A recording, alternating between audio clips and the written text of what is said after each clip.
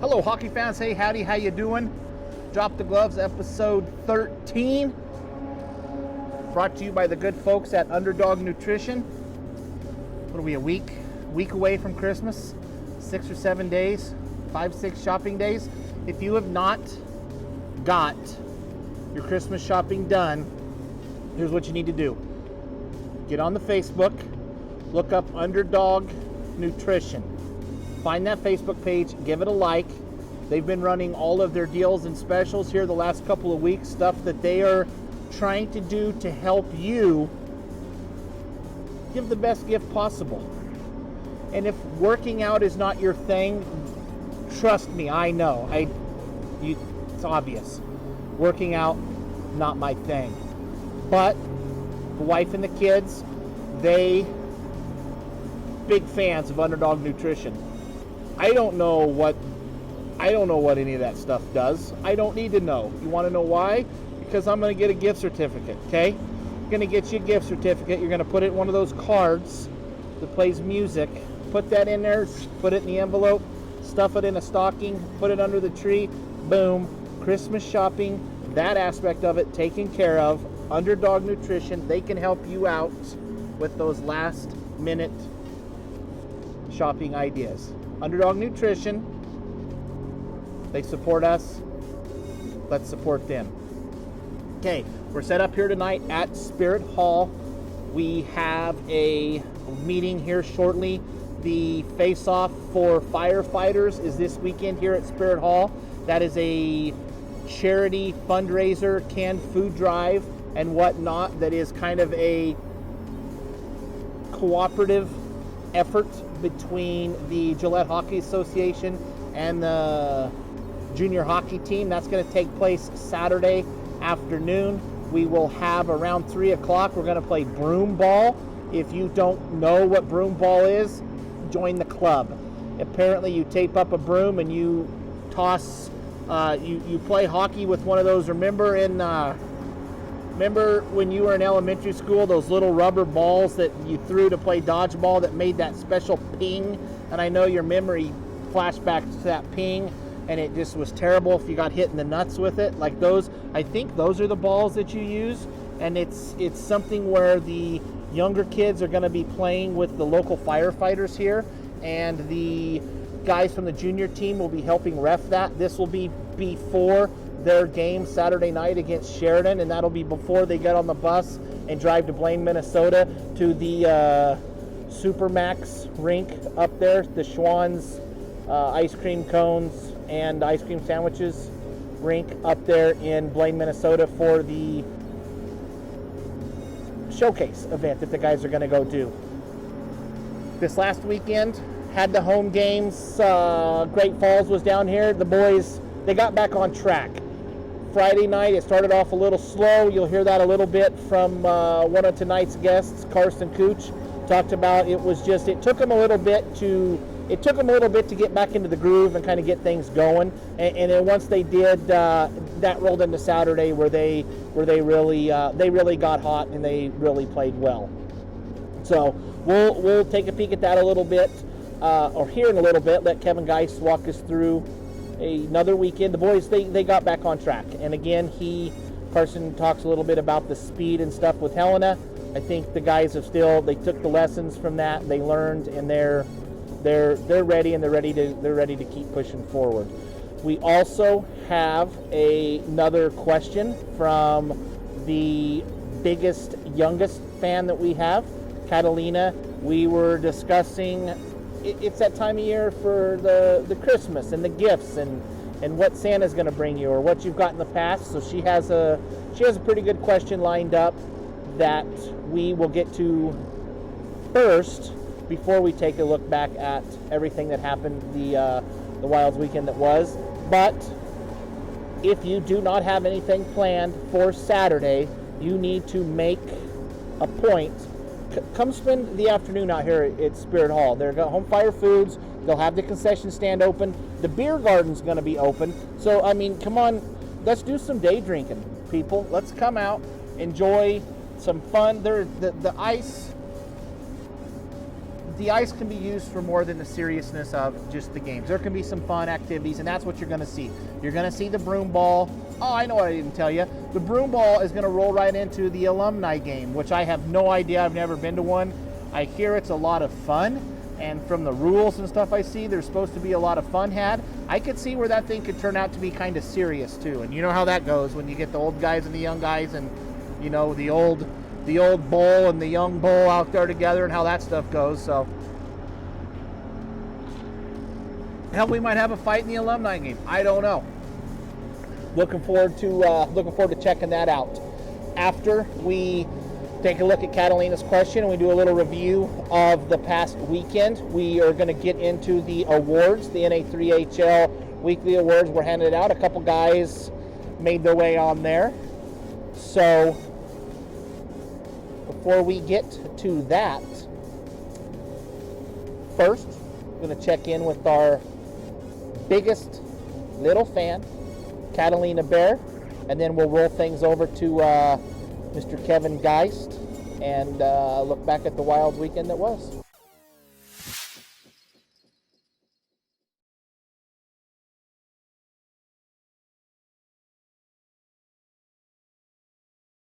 Hey guys, I want to know what your favorite Christmas present was ever. My name's Jake Turek, and my favorite Christmas present is a new pair of goalie pads. My name's Carson Kuche, and favorite Christmas present that I got had to be mini hockey nets. Jacob Guitard, my favorite Christmas gift was an RC car when I was younger. I'm Dale Rodriguez, and my favorite Christmas present I've ever gotten would probably be new hockey skates. I'm Easton Apodaca. My all-time favorite Christmas present is my coyote call that I got, but definitely the memories that come with Christmas as well. My name's Nathan Fanning, and my favorite Christmas gift would probably be the rifle I got. Isaac Young, and my favorite Christmas gift is a hockey stick when I was younger. My name is Zach Slinger. My favorite Christmas present was my Minnesota Wild Matt Dumbo jersey. My name's Alex Dushman, and my favorite Christmas gift is probably Legos. My name's Robert Allport, and my favorite Christmas gift has to be the cat eye goalie cage I got when I was 16. I'm Caleb Sanborn, and my favorite Christmas present was the Easton Mako hockey stick. Tristan Baker, my favorite Christmas present is a hockey stick. My name's Caleb Hodney, and my favorite Christmas present would be my phone. My name's Sky Solig, and my favorite Christmas present was probably a paintball gun. Hi, my name is Declan Young, and my favorite Christmas present is a brand new hockey stick.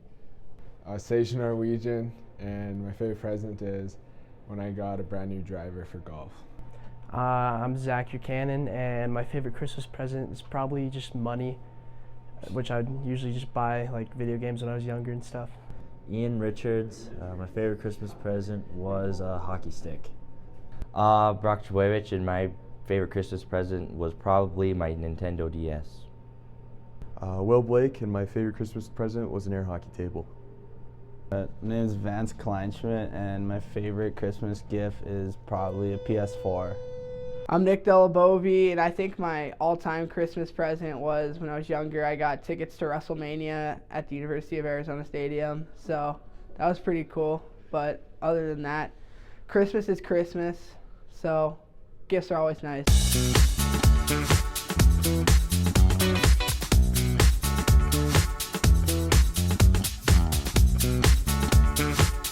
Very nice singing of the national anthem by Michael Lundberg, and we're about ready to get things underway as everybody straps things back on.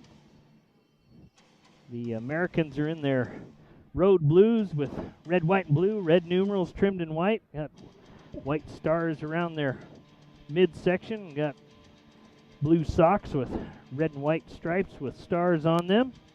Wild are back in their home whites with orange numerals trimmed in black accents and their orange and white socks, and we're about ready to get things underway. We got referee Davies out here to drop the puck. The Wild will skate left to right, south to north. We'll see how they respond. They haven't had to do this all year, play after a loss twice in a row, so I expect them to come out and get back on their ways, but the Wild have scored a few right at the end of the period, but I don't know, they've certainly haven't given many up, but both teams, I guess, content to just kind of let that one play out. So that was a fast period. Yeah. Like 3 penalties total? Yep, 3 penalties total, 1 power play opportunity for Great Falls, 2 for the Wild. Nobody scored, so we're right back where we started. yeah, we shouldn't have even played that, I guess. Battle for it along the near wall. Bennett down there for Great Falls. Wild end up with it, though. Norwegian down low to Solig, fired by Lean, and goal. Beautiful. Finally got our first one. The goaltender thought he had it, but Yeah, he did. That was a nice shot. nice shot right there by Tucker, and that was Wild work to keep that one. We got Norwegian and Solig on the assist there, but Wild finally get on the board to take a 1-0 lead with 12:04 to go here in the second period. Yeah, geez, that was pretty. Yeah, no, he pulled him for a second, but he just went to the corner. Yeah. Wild getting lined up. 4 seconds even to go here in this third period. Score tied I at don't agree 1. with this. I want a right-handed shot on the draw to take the puck to the net. Isaac with a shot. Wild trying to get one. Oh, had a couple of chances in 4 seconds there. Yeah, they did. Declan Well, crashed the net, and it seems to be that any time that I show up, we got to play a little overtime, huh? got to play a little overtime. So, Tenner, Blake with it still, trying to spin away. Getting pressure from Ron down low, but Got nobody up high. Klein Schmidt. There you go. Looking, see right up high, and then he'll dump it to the corner as Blake's battling against Crutcher down there, I believe, but. And he Coming got right it out too. front. Oh! Tristan Baker. What an effort, eh? Yeah, he What an effort. worked for that one and came out and fired it in. Yeah, So the Wild get the overtime winner. Yeah. 2:36 to go. Here we are, Kev. Deja vu all over again.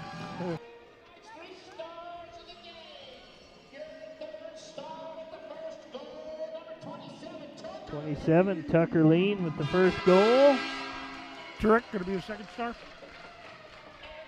Turek. Yeah, Turek is the second star, goaltender. Yeah. Had a good game tonight. Yeah, made some good saves on some one-on-0s. Oh, so. a couple breakaways. Yep. Do you think Baker might get first star? Yeah, possibly. Tristan Baker. Wow, there's a shot. Good effort. Yeah, No, that was a good goal. That was a wonderful goal. To me, that was a quintessential Gillette Wild goal for this year. Just they go down, they're quick on the forecheck, they battle, they win the battles in the offensive end on the boards, and they create it. He got out in front, he buried it. Buried it. So. Yep. No, that was fun.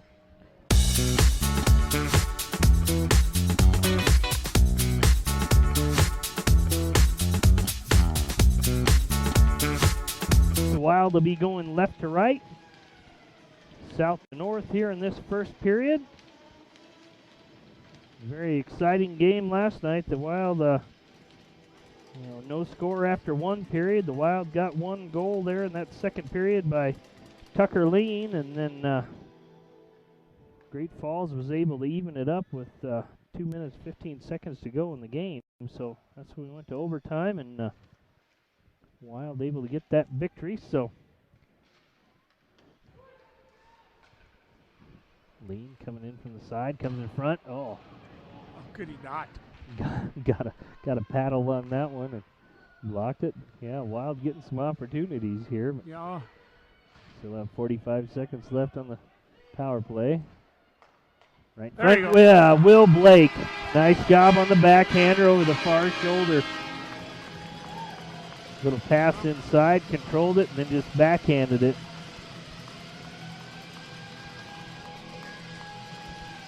Is that from Trebojevic in the corner?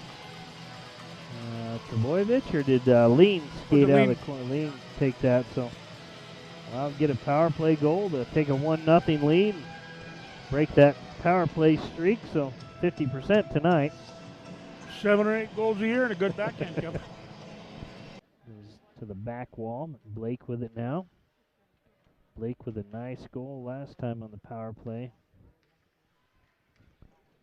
Walking in. Seja with a shot from the far face-off dot, and he scores one there. So the Wild couldn't score on the power play for quite some time, and now they're back rolling with it. So 11:23 to go. Second period, Wild with a 2-0 lead. I figured that one was gone, but Declan shoots one, goes off a pad, and then bounces out. Isaac will get there, sends it back to Declan. Declan Look at the man on the right. In. Look at the man on the right. Shoots, oh, goal. doesn't matter. Declan with one. Right side again on the goaltender. So Wasn't quite as high. It might have even been an armpit shot. Yeah. Yep. But yeah, he went right side high on him, but not quite as high. So 2 minutes after their last goal, the Wild get another one. Well, you said that when their power play drought, when you break it, they come in bunches. Yeah, they went 12 or 13 in a row without scoring, and now they're 3 in a row. Yeah, they had at least 7 or 8 chances against Helena and couldn't score. So 1:01 left on the play 5-on-4 here. Baker sends it up the wall to Richards. Richard then to Blake as he throws it down. Blake looking, gets it right to Kuche. Nice pass, nice finish. Kuche right to the right of the cage, and Blake just fed it out to him, and Kuche was able to bury it home. So good hustle there. It'd be Baker and Blake on the assist. Kuche with the score. Wild get their first even strength goal of the night, and here with 3 minutes and 1 second gone in the third period, the Wild extend their lead to 4-0. Quite a different game from what we had last night. Pitch back to Lean. He's got there's a toss-up between Lean and Trebojevic. I think Lean is probably supposed to be the top of the umbrella here, but Lean's going to walk in and fire one goal. Where'd he score? High stick side again. High stick side with Will Blake down applying some traffic in front. He had not a prayer on that one. That was tough. So that's a 5-on-3. We have 11 seconds of 5-on-4 let's see left. which one gets pulled out of which one. 8 gets pulled out, 27 gets left. Oh, wow. Yep. I figured he would bring Henningsgaard back out, but He's mad at him. Yeah. So Henningsgaard is over there going, no, Sereno. No, Yep. 8. Yeah, Sereno came out, left Henning. Coming out today, he's pretty proud of himself, wasn't he? Like, Coach, look what I got here. Solig with one last Ow. shot, broke his. Ow. Ow. I don't know if Fusco whether. Did it break his stick? I don't know whether it broke his stick, that's why he dropped it, or whether it went off he got somewhere. it on the inside of the leg. I think he got it on the inside of the leg is what happened. Yeah. Yeah, I think his stick's okay. Got it inside of the leg. He went, God damn, that hurt. Did you have to shoot? Yeah, with 5 seconds left, yeah. Yeah. But you know, that's what's happened in the last 5 years in this division. That would have been the guy would have dropped the gloves and gone nuts on him. Oh yeah. No, he just went, Nope, very good hockey game. Very good hockey game. Showing their appreciation to the crowd as they always do. Yeah.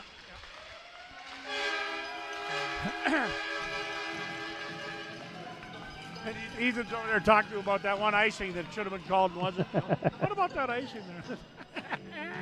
We'll see who the 3 stars are tonight. Who you got? Let's see. We had 61 for a total. I got to say Turek for one of them. Yeah, I'd say Tucker Lean better be one of them. Tucker Lean had a goal, a couple of assists. I'd say Will Blake's up there. Will Blake, goal and pair of assists, game-winning goal. Yeah, you're going to give it to Yeah, Tucker. gonna You're give going to give it to Turek for the Turek. 29 shots. Yep. 29 shots. Jake Turek with the shutout. So good. Well, we're going to be in town next weekend for the games. I guess they're playing Sheridan. So Yep. So hopefully, if my wife lets me, we'll come and we'll spend a little time together. very good. We'll All right. be back here. The Wild go to Sheridan Friday night and back here Saturday night. So thanks for tuning in. Wild with the 5-0 victory. I see Mariah's back from the beer garden. So. Mariah's back from the beer garden, so she's doing good. So she can drive me home now. So. Hey. All right, we're back. Robert Allport, Madison, Wisconsin, goalie. First thing we're going to get into is I've asked all the other two goaltenders. I think in all of sports that being a goaltender is maybe the craziest thing that a person can do of any sport other than maybe being a bull rider. So what was the thought process into to being a goalie? Like, how did you come to be a goaltender? It's a good question. I guess I was like, I want to do that. I tried it out once or twice when I was younger, like Pee-wees. I would play in the basement whenever we play with like a tennis ball or, whatever. You'd play like floor hockey, your tournament, and then, the hotel hallways, knee hockey. I'd be the goalie. And then my first year Bantam, our goalie quit, and I was like, I wanted to be the goalie, and I did, and then it just stuck. Nice. So when going back, I assume, are you born and raised there in Madison? Born and raised in Madison. Okay, so a lot of hockey around all the time. So what is your earliest memory of, like, when was the first time you were introduced or started or played hockey? I've been playing pond hockey since I was young, like really young. I think 3 or 4, if I can remember. But I didn't really start playing like organized on a team till I was 11. Okay. But my youngest memory is definitely pond hockey with my dad and my sister. Did you fall in love with it immediately? Like, was hockey something that you loved from the start, or did it take some time? Not immediately. It took some time. It more happened when I became a goalie.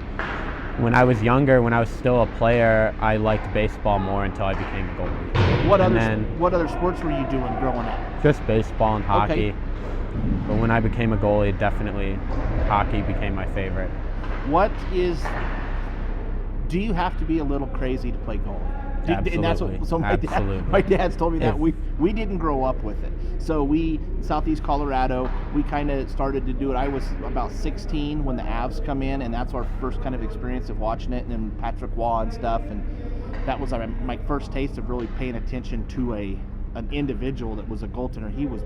He is still batshit crazy. So is that what is it that a person has to have to be a goaltender? Well, I liked it because I enjoyed pissing off some of my teammates, I'm going to be honest. Yeah. When you not score, you piss off the other team. I enjoyed doing that. That's why I wanted to be a goalie. What age are you then from the time when you go, so you're a Bantam when you start doing it. How old were you when you kind of went from just sort of standing there and playing goalie to actually starting to understand the position? Like, when does that start to happen? I started understanding the position more when I got around some actual goalie coaches when I was 15, 16, and about that age. My senior year in high school, I didn't have a goalie coach. We were kind of thrown together because of COVID, so we didn't have a goalie coach. We had a volunteer coach. But before then and now, with actual goalie coaches, is kind of when you start to understand the game.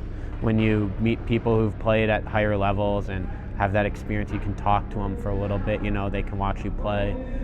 Just then having conversations about the game is when you start to learn about it. Is there a lot you could pick up from watching, like is there guys that you've watched in the college guys or the NHL guys that is there one that maybe you've latched onto and Frederick Anderson. Okay. Frederick Anderson. I learned a lot from Frederick Anderson.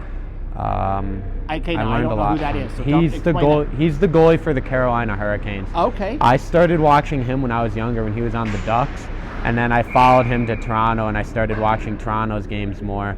So now I'm kind of watching Carolina's games more because I like watching him play, and a little bit of the current Ducks goalie, John Gibson. But you can definitely learn a lot from watching the pros or anyone or college players.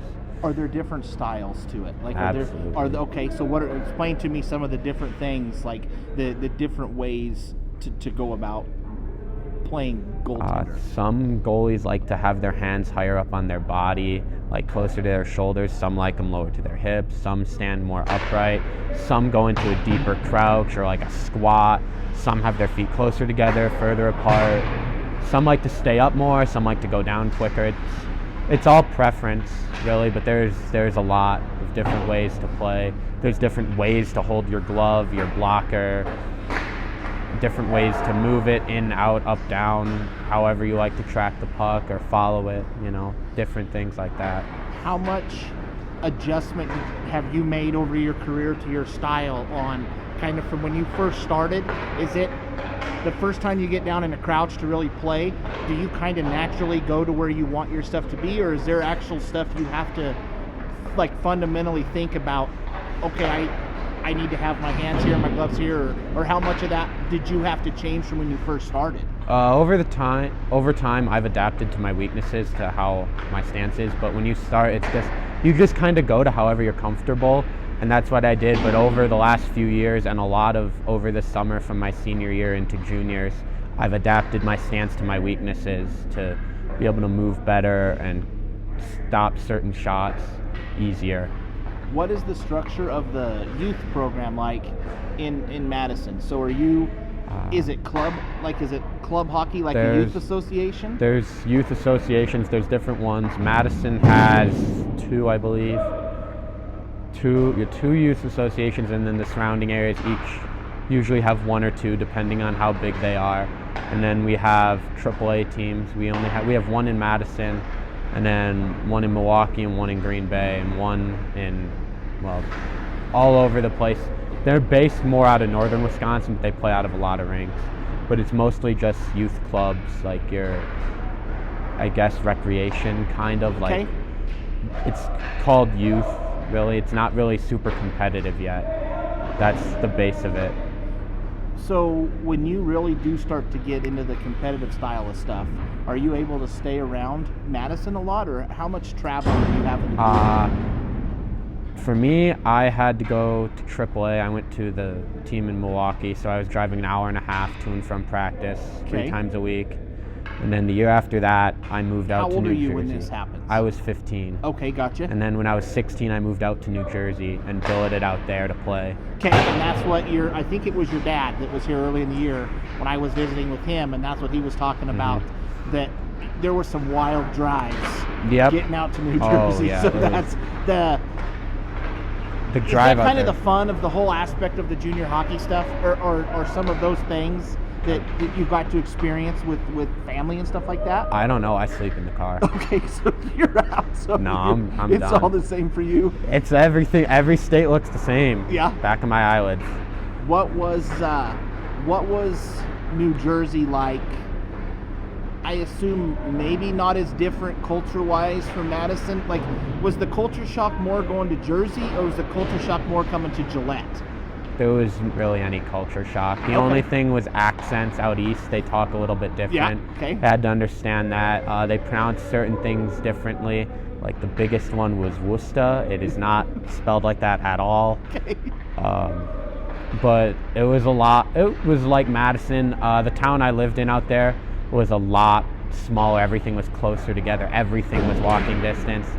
You could shake a stick and find 8 stores half a mile from your house, and I was in like a nice neighborhood with houses, I wasn't like in the town, but I was like right next to it. In the suburbs a little bit. A little bit, yeah. I wasn't in the big city. I was about an hour south of Newark. Okay. Which is probably one of the bigger cities in New Jersey. I didn't do a lot of traveling out there. So how do you end up in Gillette then?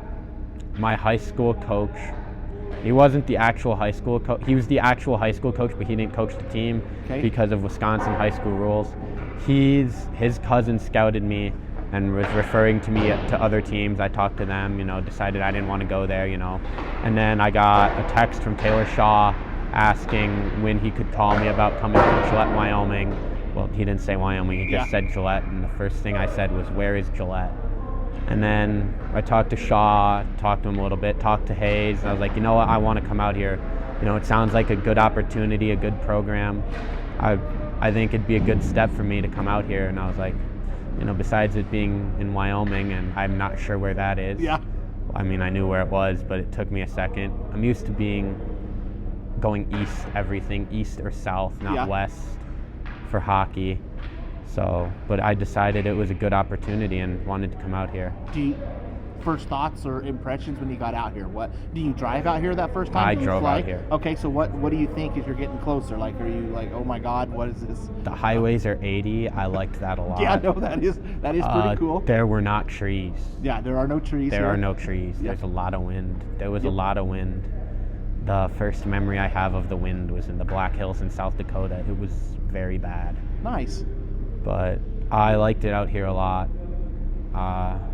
Kind of feels like Wisconsin a little bit. Not much change, just smaller town.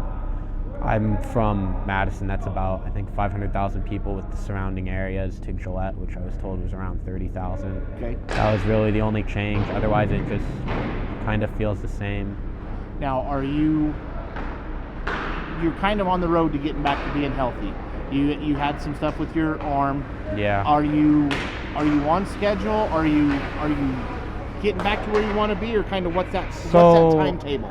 I'm fully cleared to play because the problem I had is, so I broke my wrist, but I didn't break it normally. A piece of bone chipped off of my radius. Okay. And so that had to heal, and then the tendon had to reattach to the bone. The bone isn't fully fused back, but the tendon is, so I can play. Okay. But I am on timetable to come back to play. I'm fully cleared. I've been fully cleared for about 3 weeks now. Okay. How much, when you're gone for that much time and you get back out, how long does it take for you to really get back in the zone, if you will, and catch up to the speed? Well, when I was out from my concussion this year, it didn't take that long because that was only about 10 days. With my wrist, it was a lot longer because I had to go start playing with a brace on. So I had to get it fitted to how it would work in my glove, be able to close my glove. That took a few days to get it down, get used to the speed again, get back in my gear, get moving, feel the gear again. It's not comfortable gear. It's big and bulky. You got to get used to moving in it again. Feel the shots again. It's not like a go easy, work your way back into it for a goalie. You're right back into it. Yeah. So, but it took me about a week to get fully back into it. And then I caught a few pucks to the injured area the week after, which was tough, but it didn't really delay anything. So, but it took me, I'd say, about a week or two to get fully back into it. One of the things I'd ask the other guys too, I wanted to ask you earlier, when you're from the bantam age up through the midgets and stuff, how old were you, or can you remember? Was there one time when you took a shot, maybe when you moved up an age level and you got a shot when you were like, holy shit, this is faster? Like, do you remember a time when the puck started coming at you faster? Not really through the ages. In the summer, I had an opportunity to skate with some older guys, some college guys, and the shot I will always remember is I'm just standing there and Joel Pavelski took a wrist shot from like a step inside the blue line and I didn't even move. Yeah. Just didn't even move. Bam. That'll be the one I always remember. It just went right past me. Yeah. I didn't even react. That's crazy on how it just seems like the speed. So I have my daughters play hockey here in Gillette, and we had a young lady come home. She's at North Dakota State, and it was over Christmas, and she had offered to come be on the ice with the girls, and everyone's getting ready, and she got out there early and just wound up and hit one, missed everything, and it had hit the glass, and everyone stopped. Like, it was a different sound for what at that age level we were used to, especially for a high school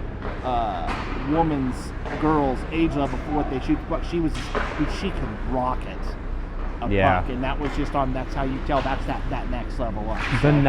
Every level past high school is just it's such a skill gap in between each level. Even from our junior league, where we're a really good team. We're very good. You guys are very good. You're fast. We're a very good team. Yeah. A lot of our players can play in the NAL, but the step up from the NA3 to the NAL is just ridiculous. And that's when last week, so when I visited with Jack for a couple minutes about just being up there, that the first thing he said was the speed. He said the speed it's just faster. We all grilled him, and that is exactly what he said. The shots were better. Specifically, me and Jake, the other goalie, were asking him, you know, what are the shots like? What was their release like? All that, and he's like, oh, it was way better. It's just quicker. It's faster. It's better. They're more accurate. It's all of the above. Is that where you are hoping, or kind of your plan on where you want to take the hockey career? I'm hoping to get to the next level. Ultimately, you're playing hockey because you want to go to college to play hockey or go pro, and that's my goal. I want to go play Division I or pro someday. So might not be a realistic dream, but it's what you're working for, man. You might as well go for it. Yeah. Don't not do it, because you'll look back one day and be like, damn it, I should have tried to do that. Last thing before I let you go, I appreciate you taking some time tonight. I know you guys are busy. You're getting ready to go 5 games in like 7 days. So, growing up, was there an individual, a coach, your parents, kind of, where did the work ethic, the teaching and everything, looking back on as you grew up, who was maybe the most influential person on your game? Most influential would have to be my Bantam coach. He's the only reason I'm a goalie. The entire organization did not want a skater to become a goalie at Bantams. He is the only reason I'm a goalie, so it would have to be him. But the person who helped me as a goalie the most early on was definitely my father. Okay. So how does he do that? He researched the position a lot to help me when I was a 13-year-old stepping in against 13 and 14-year-olds, kids who are going into high school, facing high school shots as a first-year goalie. He helped me a lot. If he didn't do all the research and help me with what he did, there is absolutely no way I could have been able to do anything at this position. And he is one I have got to visit with a little bit. I'm assuming that just the commitment to drive out here to watch and stuff, I mean, that's the commitment that your guys' folks put in and stuff it's cool to see the rewards and it paying off and you guys continue to move up. So I hope you get everything back to 100%, ready to watch you put the pads on and stuff again. So I appreciate you showing up here tonight, and best of luck moving forward. Thank you. Sweet. Thanks, man.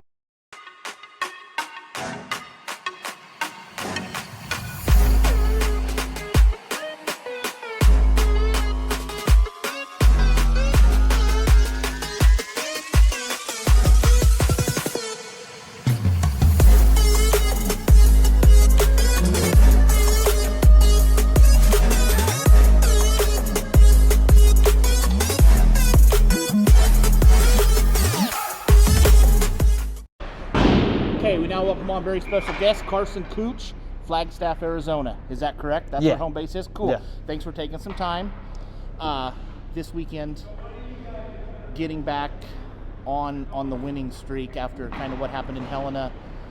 How important was the games, the outcomes this last weekend? Outcomes were really important.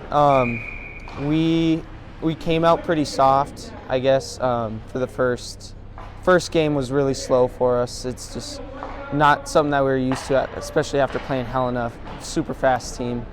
But yeah, I mean, the 2 wins were very important to keep us going and keep us flowing through the showcase. So a lot of guys talked about the speed from the Helena games. Did you feel the same thing? Yeah. So the speed was a lot higher than the teams that we've recently played.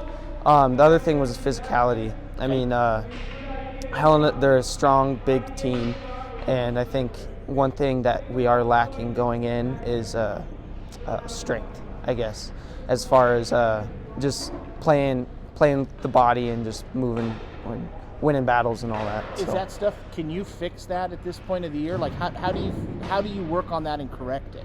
So you can. It's an easy fix. It's just being more physical in practice. Strength training off the ice, obviously, and then yeah, I mean those are just the 2 biggest things that I think will help us in the long run. That's the part where I always check to make sure I hit record, because sometimes I'm worried that I don't. So yeah, so there's things you guys can do strategically Yeah. To help work with the team that tries to be more physical. Yeah. Okay. Now, with Great Falls, the slow start, do you guys feel that? Are you talking to yourselves? Like, kind of what's the mood of the boys? No, 100%. I mean, everyone knew, like, after the first period, it's like, it's not how we play. It's not how we usually play. And we snapped back pretty quick through the second and third. And then second game, I mean, we really just came out and tried to prove what we did have. And it's just getting that foothold back under us and playing with the speed that we know how to play with. Okay, so the ladies were sitting down there in the box. Ladies were getting upset with me on Saturday because I kept watching it and kept talking. I was like, man, he's going to get a shutout. Like So I know Declan's mom and dad have joked with me a little bit about you don't talk about that. And then the boys have said you don't talk. So are you guys, is it something, because it's not like in baseball where you're kind of all in the dugout together. When you guys are on shifts and shit and he's in net, so he's not even close. Are you guys talking about it at all, or is it something it does not get discussed? We talk about, we hint at it, I guess, a little bit on the bench, but like as soon as we get in the locker room, it's just quiet. Quiet in the fact like we're not going to say, you can't say shutout to them or anything. Yeah, like in between the second and third, you're not talking about it. No, you can't. It's a superstition is what it is. And, I mean, and then after the game, you guys, I mean, it was a concerted effort to go straight down there to Turek. Is that is that fun to celebrate as the team? Oh yeah, no, it's always fun, especially when one of your buddies just did it. I mean, it was his first shutout in his junior career, so I mean, it was really cool to watch, and I mean, cool to share that with him too. So now you guys have you go Sheridan here. Yep. And then you load up and you guys go to the showcase. Have you done the showcase before? I haven't done the showcase, but when I lived in Arizona, I played for the Bobcats, and they're part of the NAPHL, which is Tier 1 AAA, and they're affiliated with NA3 and then the NAL. Okay. Same owner and all that. But we'd go to those showcases, and NAL teams will be there, NA3 teams will be there. And I mean, I have some experience with the showcase, but not at this level yet. Gotcha. Are you looking forward to it? Oh yeah, I'm very excited. How much do you look? Have you guys watched any? I mean, you still have the games with Sheridan, but you guys have seen Sheridan plenty. Do you do any sort of form of scouting on the teams you're going to see? Oh or yeah, you guys have? Okay. Yeah. So we actually just yesterday we watched Mason City play against Rochester and just kind of got see who their guys are. I mean, just stuff like that. Just picking how they play, how they dump it in, how they play the neutral zone, just that kind of stuff. Is there a lot that can be gained from hockey from watching film-wise? Yeah, I think there is. As far as special teams goes, so power play, penalty kill, there's a lot of, like, we know Mason City sets up in an umbrella now. And so to defend that, we'll set up in a diamond. Okay. Which we've been doing all year, but I mean, going into it, it's good to know what they're going to do. So. Gotcha. Now, you special teams, so I even kind of said after the Helena, you got to fix your power play. Yeah. And, well, once you guys scored, though, now you've got in the zone. Is that cyclical? Like, is that something you can feel the momentum? First of all, were you trying too hard before after you go 0 for 3, 0 for 4? And then once you get in the rhythm, does it just happen naturally? Yes. So, I mean, once that first goal goes in, I mean, of course, there's going to be momentum. But, like, just going 0 for 4, I mean, it's just something that we have buckled down, and I think we were just trying to be too fancy instead of trying to just get it to the net. Gotcha. So, and the other thing is, like, when some dipshit like me is just like, hey, you guys need to fix your power play. You're trying. Oh yeah, no. Sometimes it's just, like it just happens. We see it too. So it's not just like you guys like, oh, they suck at their breakout or their power play is not doing well. It's like, yeah, we know. We know. And we're trying to fix it, but it's not something that's going to happen right away, although we all want it to. It just takes that one bounce too. So nice. question I've asked all the guys that have been on so far is going back to when you were a little kid and the first time, your first memory, like what is your earliest recollection of hockey? Oh, I'd have to say when I was really little, it'd be when I was maybe like 4 or 5 and just learning how to skate. Every time I fell, I'd stay on the ice and do snow angels. Okay. Is this in Flagstaff? Where Yeah, are you at so when you're this little and learning? This is in Flag. Okay. So my family, we just moved from California. My dad just got a job with Flagstaff Hot Shots. Just moved, and we're like, hey, let's try hockey. And so that's kind of how I got into it. None of my family's played hockey you were before. first generation hockey. I'm first generation. Nice. Yeah. So just moved playing t-ball and stuff, baseball, Pop Warner. And I mean, hockey's just the one that I fell in love with. I mean, it's such a faster pace than most sports, and I mean, that's just something that I love. I mean, I don't like stopping every play. Rosin up a ball and doing all that. No, you're rolling and going.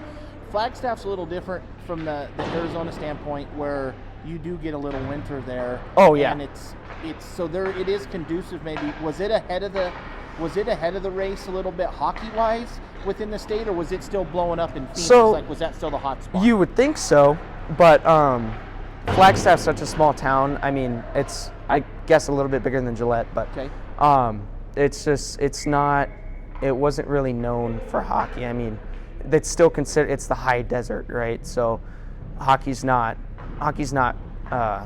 really picked up there at the time when I first started playing, but since then, like Austin Matthews came out, and many other players like my buddies who are playing in USHL, committed to D1 schools and all that. I mean, it's really picked up since my birth here, I guess. Okay, which is cool. Like, you've kind of seen it grow.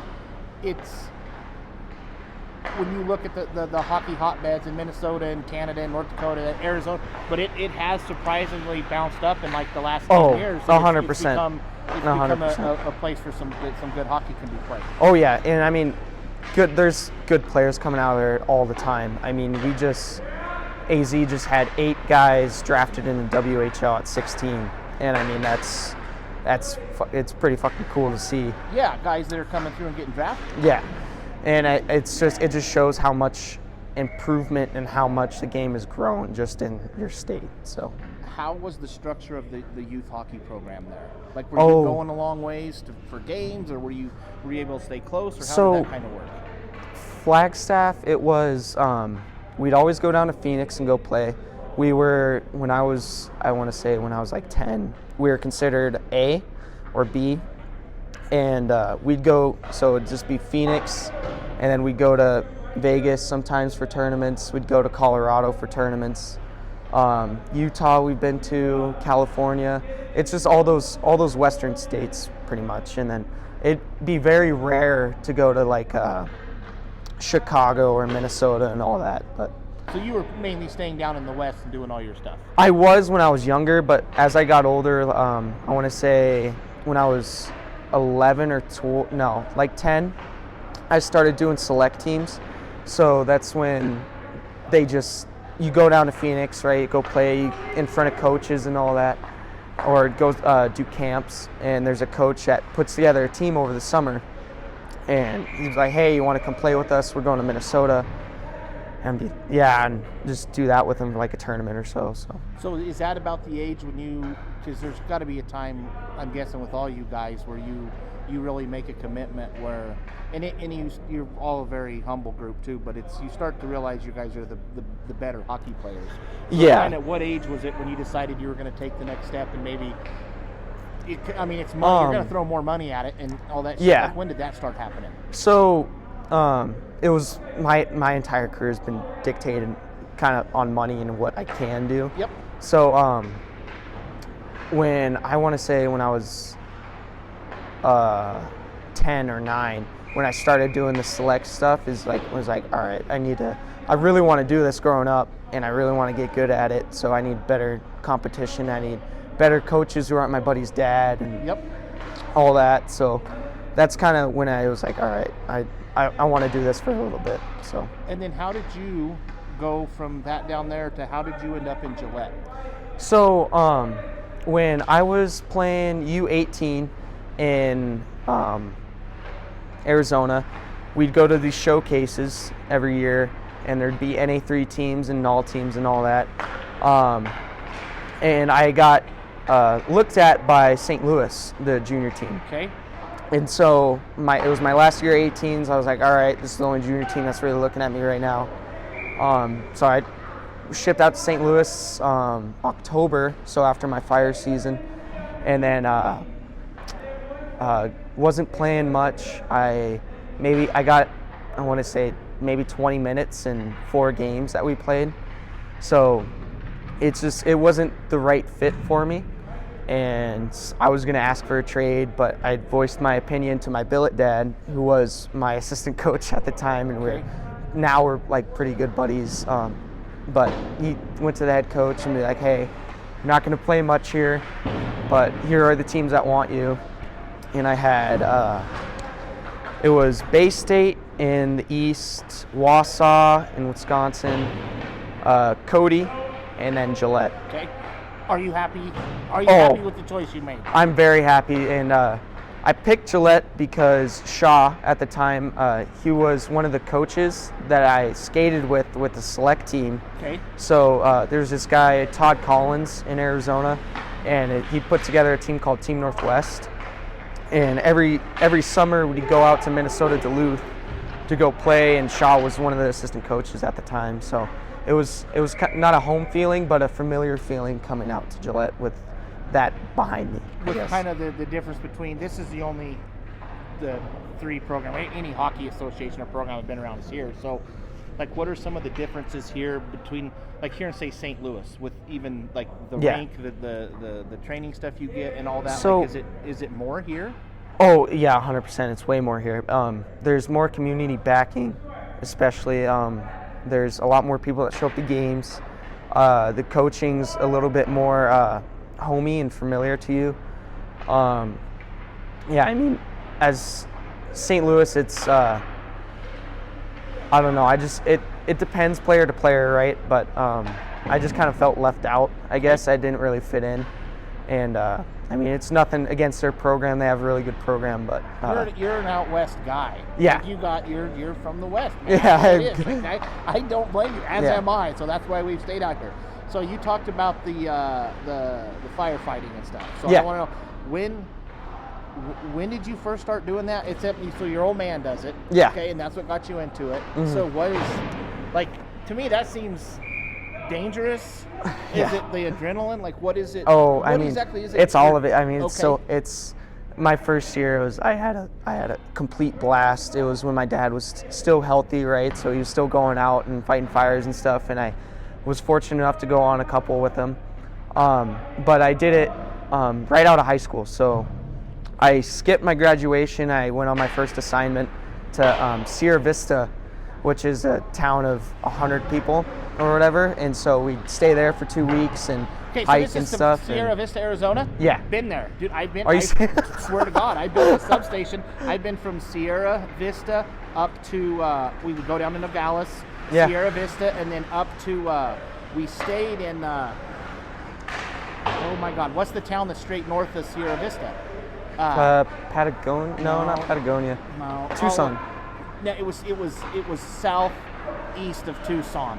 I cannot think of the name of the town. It was southeast of Tucson, a little bit on the interstate. But that was where the other end of it was. It was called the Winchester Sub, but that wasn't the name of the town. But God, I can't remember. I'll look on my phone when we're done. But yeah, no. So I spent like 4 or 5 months down there. So yeah. I'm right. I know part of the neck of the woods you're in. Yeah. So I was down there for 2 weeks. It was Benson. Benson. Yeah, Yep. So, yeah, so I was down there for 2 weeks. I got my first fire, which was really cool. I mean, it was boring as hell. It was dead, nothing to do, just walking through the desert, looking at bushes and stuff. But I mean, I have a blast with it. I'm going to do it again this summer. I was on a hot shot crew, so it's 20 guys, just like a hockey team. Yeah. Together all year, or 6 months, 5 months, whatever it is. And then now I'm switching over to an engine, so hoses and all that. Okay. Is that now? Will you go back to Flagstaff, or where do you? Oh do yeah. that? Like, So are you working on a contract? Like, do you so sign it's six-month deal, it's federal. Okay. So this past season I went to Washington, well, yeah, the Oregon, shitty part California. Is you kind of went anywhere you wanted. Like Yeah. in at one point, everything west of the Mississippi was on fire. Yeah. So I mean, Yeah. you have the chance to pretty much go. So is it when you say it's federal? So then is it a company then that you work Forest for? Service. It's the So Forest it's all Service. Forest Service. Yep. Okay. Gotcha, USDA. Gotcha. So it's Okay. USDA, and it's just the Forest Service. I mean, you got BLM, which is pretty familiar up here. BLM, and then you got contract crews too that make 4 times as much as us, just doing less. But I mean, it is what it is. I had a blast doing it, so I couldn't ask for much more. No, dude, that's when you weren't here at the start and they said you were finishing up the contract or whatever, and you were fighting fires. I was like, well, holy Yeah, shit. I saw on the Instagram that it was volunteer. I'm not a volunteer. No, I do it for real. Yeah, and I mean, it was legit. I was on a SAW team my part of my first year and my second year, and I mean, it was just carrying 60 pounds on your back all the time, hiking up hills and stuff, and throwing brush around, getting smoke in your lungs, and just training. Oh yeah, just training, killing yourself. Yeah. Last thing before I let you go, you're kind of the upbringing and stuff through hockey, and the work ethic and everything. Is there one person you attribute all that to, like that was the maybe the most important? Yeah. So I mean, I give it to my parents the most. My mom, I take things from my mom all the time, and I guess my work ethic really comes from my dad. I mean, he's my hero. I mean, he's the coolest dude around. He's one of the toughest guys that I know. I mean, no matter, he's just a great leader. And then my mom, on the other hand, she's just the kindest person ever. She's the funniest. I get all my humor from her. She makes herself crack up when she's making me mad. So, I mean, you guys have probably seen her around drinking and all that. But I've met a lot of the parents. I don't think I've met her yet. So we have to come say hi. So yeah, that's what I want. That's the other thing, man, is like the parents, you guys all, and this goes back to a little something that's USA Hockey launched this initiative today that they're gonna start this group to try to figure out why come they can't get refs. And it's, well, you have shithead parents down here beating on the glass, yelling at kids and stuff. Yeah, you no. Guys, that's not, when you get to that level, and I talked to Hayes about this a couple weeks ago, when it gets to the level you guys don't have shithead parents. No, I mean, they're weeded out for sure. I mean, like, my dad was always a guy in the corner, right? So he'd stand by himself or with one of his buddies or one of my dad's buddies, and I mean, like, he'd cross his arms like this, and I'd be and just watch the game, and I mean, like, he'll give me little pointers too. And when I was younger, I mean, he'd going off to face-offs and stuff, going into his corner, I'd look at him, and he'd either go like this, right, and shake his head, and it's like telling me, like, I gotta pick it up, or this right here, this quick feet. Yeah.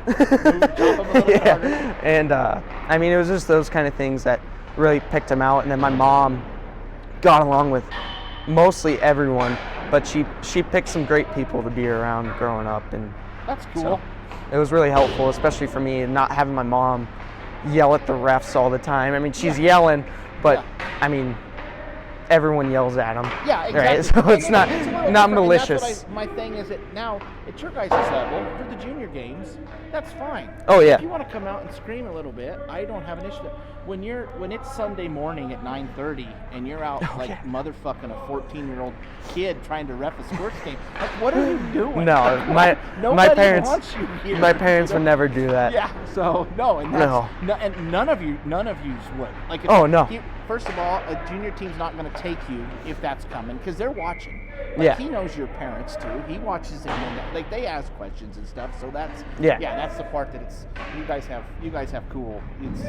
Cool parents. So yeah, I enjoy meeting all of them and stuff. Dude, I appreciate you taking the time and doing this. Thank you. Have fun this weekend. Have fun at the showcase. All right, thanks, man. All right, I cannot thank Carson and Robert enough for taking some time. I continue to be thoroughly impressed with the character of these young men that are here, and they're great hockey people. They're great hockey players. They're great. They're great people. They're great young men, and the character and stuff, and getting to visit with them, they all share the common goal of wanting to be really good hockey players, but they're good kids, and they come from good families, and we'll talk a little bit more about that in a minute on kind of some stuff we got in with Carson there at the end. The NA3HL weekly awards, those were handed out there on Tuesday, and it was cool to see Jake Turek get the recognition for the games this weekend. Could have had a shutout both nights. I haven't had a chance to visit with him. I hadn't seen him. I think that one on Friday that he gave up, man, I think he'd love to have that guy back, man. That one just, I mean, I don't know, shit happens, but he could have shut him out both nights. But that game Saturday night, that was fun. That was impressive. He was the Frontier Division first star of the week, and then in honorable mention was Tucker Lean, I believe. I don't have it in front of me. I know I have a laptop here in front of me. I guess I could pull that up real fast while I keep talking to you guys. But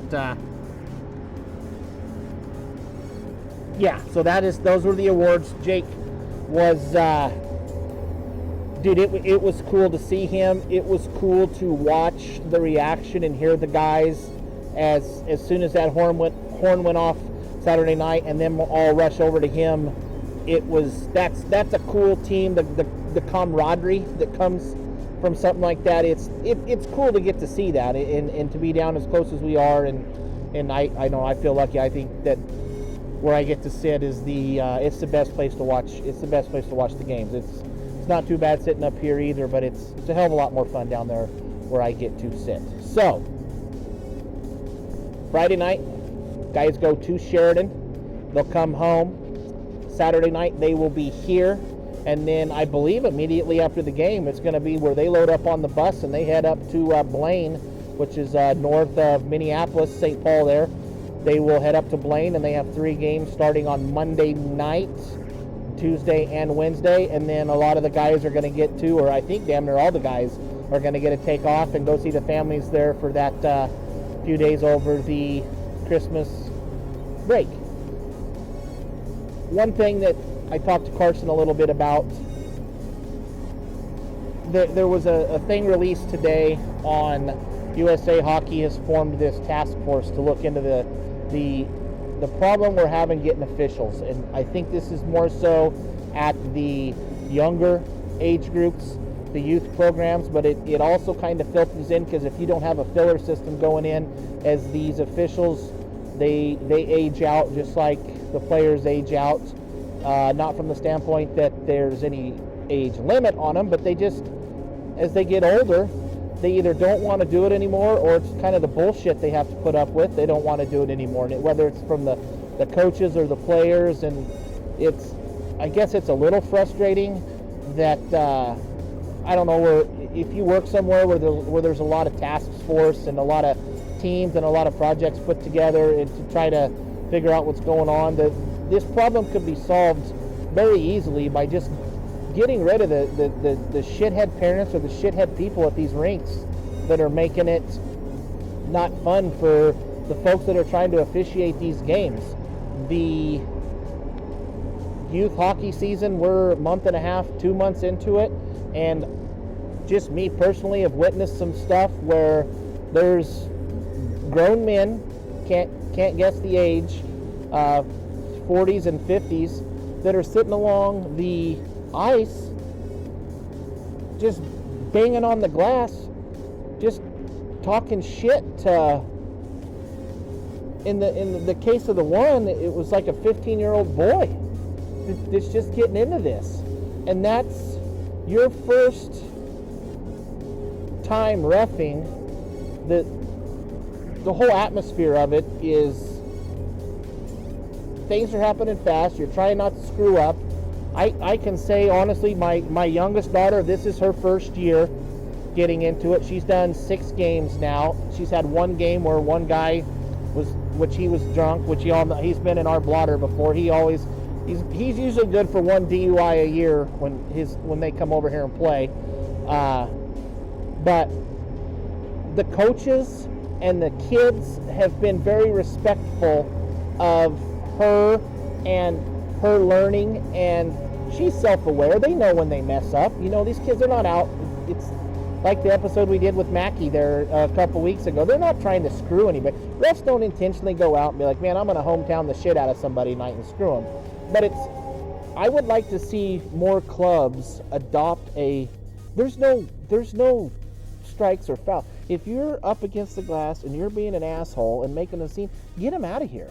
Put a sign up at the front of your rink that says if you're going to yell and cuss and scream and act a fool, go somewhere else. And then get them out of here. Stop the game to get them out of here. I don't care if that's going to cost you 20 minutes of ice time or whatnot. You're going to catch the benefit of that on the back end when you don't have to scramble on a Wednesday or Thursday to find people to ref your games.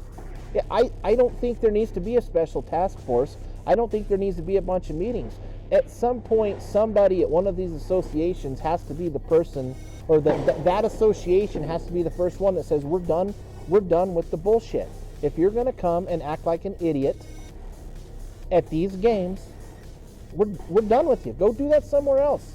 That's not what hockey is. There's a different atmosphere around the hockey folks. There's a lot of good.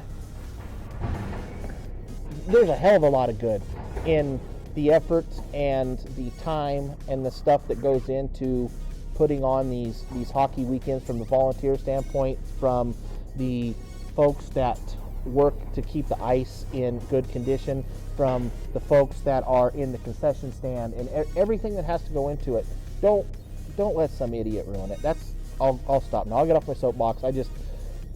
It's very frustrating that's USA Hockey's response is we're going to form a committee. We're going to have somebody step up and start getting rid of these people that are causing it to be a bad time. It don't take much, man. You kick a couple of them out, people fall right in line.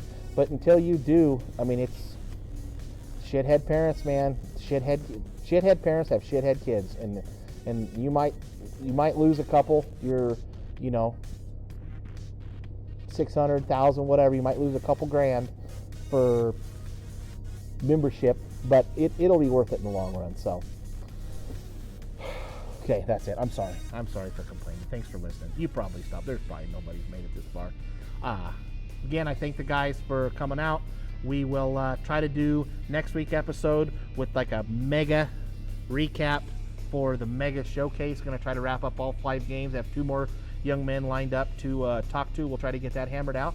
But that's that. We'll see you guys here this weekend, Saturday, Spirit Hall. Come out, fundraiser, puck drop 7:05 against Sheridan, and that's another thing. Come watch it. It's the holiday season. Nothing goes better than just watching Gillette beat Sheridan. So we'll see you guys Saturday night. Thanks.